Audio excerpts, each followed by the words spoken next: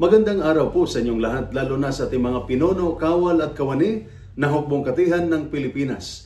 Ako po si Father Dion ng Post-Catholic Chaplain ng Headquarters and Headquarters Support Group of the Philippine Army. At ito po ang salita ng Diyos, ang ating gabay.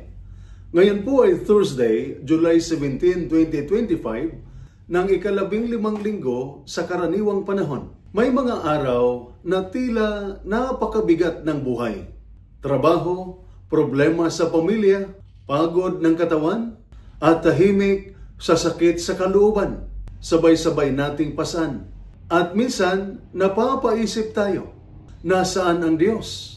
Ang sagot ng mga pagbasa mula sa banal na kasulatan sa araw na ito ay malinaw. Ang Diyos ay hindi malayo. Siya ay kasama natin. Nakikita niya ang ating paghihirap. Sa ating unang pagbasa, mula sa aklat ng Exodus, sinabi ng Diyos kay Moises, "Nakita ko ang pagdurusa ng aking bayan, kaya ako'y bumaba upang sila ay iligtas." Sa ating ebanghelyo naman, si Jesus ay nag-aanyaya, "Lumapit kayo sa akin, kayong lahat na pagod at nabibigatan sa inyong pasanin, at kayo'y aking pagpapahingahin." Hindi niya sinabi, "Lumapit kayong mga perpekto." Ang sabi niya, lumapit kayong pagod.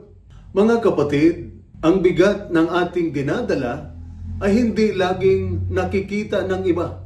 Ngunit, nakikita ito ng Diyos. At higit pa roon, kinakarga niya ito kasama natin. Ang aking pamatok ay magaan. Sabi niya, magaan hindi dahil walang trabaho, kundi dahil hindi natin ito pinapasang mag-isa.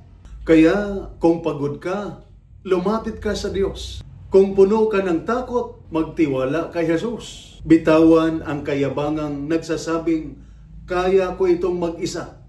At yakapin ang imbitasyong nagsasabing, "Halika sa akin."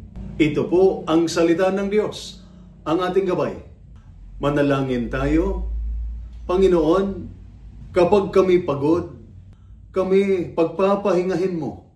Kapag kami mahina, ikaw ang aming lakas. Turuan mo kaming magtiwala at manalig sa iyo. At samahan mo kami sa bawat laban. Hindi dala ng takot, kundi ng pananampalataya at pag-ibig. Amen. At sumainyo at sa inyong pamilya ang pagpapala ng makapangyarihang Diyos, Ama, Anak at Espiritu Santo. Amen.